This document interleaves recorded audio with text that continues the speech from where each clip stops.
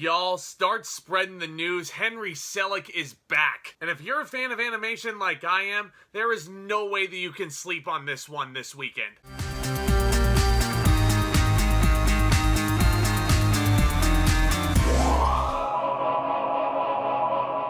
Wendell Wild was directed by Henry Selick, the same man who brought you The Nightmare Before Christmas and Coraline, two of the most innovative animated movies I have ever seen. I love me some Nightmare Before Christmas for sure, and Coraline is one of the weirdest and most deranged animations ever. And this is Henry Selick's first movie since Coraline, which came out over a decade ago. This man has been sorely missed, and this movie has hit exclusively on Netflix. Henry Selick also lent his hand to the screenplay, which was also written by Jordan Peele. Everything about this movie and this crew has a recipe for success in my book. But our hero in this movie is a young woman named Kat, and she's got some personal demons. Two devious demon brothers, Wendell and Wild, who are voiced by Keegan-Michael, and they have to face their arch enemy with the help of the nun Sister Helly, who's voiced by Bassett, and she's notorious for expelling demons. And they claim that they can make people rise from the dead, which honestly intrigues Kat, who has dead parents. And she feels like it's all her fault. So she wants to get her parents back, and they want to build this weird, like, amusement park style thing, so they form a partnership, and it's an animated Halloween style film.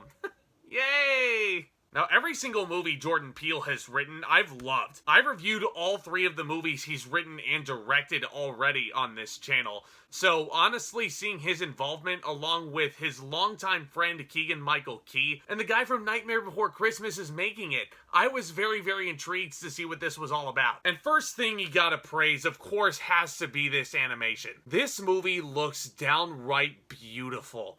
You do not see a lot of animated movies made quite like this, with this much care put into it. This really does feel like a labor of love. The dedication that goes into this style of filmmaking is second to none. And Henry Selick's direction is not to be missed here. This is a very deranged and very silly style movie. Very much feels like A Nightmare Before Christmas, looks a lot like Coraline, it has a lot of those similar Henry Selick flavors. And the cast all brings their A game. Key and Peele, if you put them together, they're going to be funny. If you've seen their YouTube sketches, if you've seen their epic rap battles of history, if you've heard them voice those two plushies in Toy Story 4, you guys know that these guys are a magical comedic pair. Man, the zingers that they throw at one another. I kind of love how these animators actually sort of made them almost like caricatures of these guys in real life in terms of the facial expressions. Really super inventive stuff here, guys. I also gotta commend Lyric Ross as our hero Kat.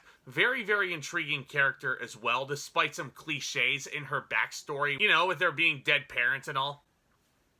Bassett is really good in this movie. Like, every single person who lends their hand to this, every single person who put their love and their heart into this, they're doing great. And I feel like Wendell Wild is a movie that will improve on repeat viewings. Just because these animators and these production designers are trying to throw so much at you. There's just so much about this really strange world to explore. And I feel like this is going to be a film which, on repeat viewing, as the years go by, there's going to be a lot of new discoveries about it. And I definitely could see this becoming a cult classic because, let's face it, this movie is not coming out in theaters. This is not going to get all the recognition it deserves. Yeah, I got its world premiere at TIFF not too long ago, but it's not hitting theaters. It's hitting Netflix. And I don't want to say there's a stigma on streaming or anything like that, but it just feels to me like this movie is going to be more of a hidden gem than a lot of the other animated movies just because it's not in the big screen. And I would have loved to have seen Henry Selick's work on the big screen in 2022. Because if you look at this movie, the animation world has really missed to this guy. And there's a lot more care being put into these movies. There's a lot more time that's being invested into making this look pristine. So you know it's got to be at least really solid. And yeah, Wendell Wild is very well rounded, and I think every one of you should check it out. But I should warn you, I mentioned this movie does throw a lot at you. And I feel like story-wise, there's a fine line here. Because it feels like Wendell Wild will almost throw too much at you. Especially as it comes with the subplots, which there's one or two within this 1 hour, 45 minute runtime. I certainly could have done without them. I wanted to see more of these demons just wreaking havoc all over the graveyards. I wanted to learn more about Cat, but there's a good chunk of the movie that's devoted to these evil business doers who are taking over this little town here, and like, that part I didn't really need to see. Like, I feel like if you just eliminated the Klax core out of this movie, like, you wouldn't be really missing a ton. And yeah, there are some important little links that the script will make with them, but I think there was a missed opportunity to really make this movie a lot more of a focused narrative. Because aside from that one big issue that I have with it story-wise, Wendell and Wild is really solid. If you guys are surfing around Netflix and you guys don't know what to watch this weekend, this is brand new, and I think you guys should definitely feast your eyes upon it. I'm going to go ahead and give Wendell and Wild a B+.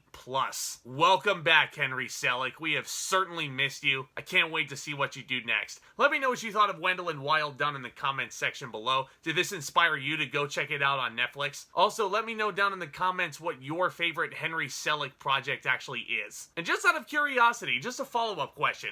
Is Nightmare Before Christmas more of a Halloween movie, or is it a Christmas movie? Lots of interesting discussions we can have, and then some, my friends. Making these videos is fun, but getting to interact with you guys makes things all the more fun for me. If you're a new viewer, do consider becoming a subscriber as well, and hit that notification bell on your way out. That way you guys don't miss a second more of the action. And trust me, going through to the end of the year, you definitely don't want to miss anything else. Do me a favor, guys, and hit that thumbs up on your way out. That would be a tremendous help as well. And stay tuned for more exciting content hitting my channel very, very soon. Look out for my review of The Lighthouse to wrap up this year's Halloween special. And I'm very excited to say that there is a surprise video coming within these next couple of days.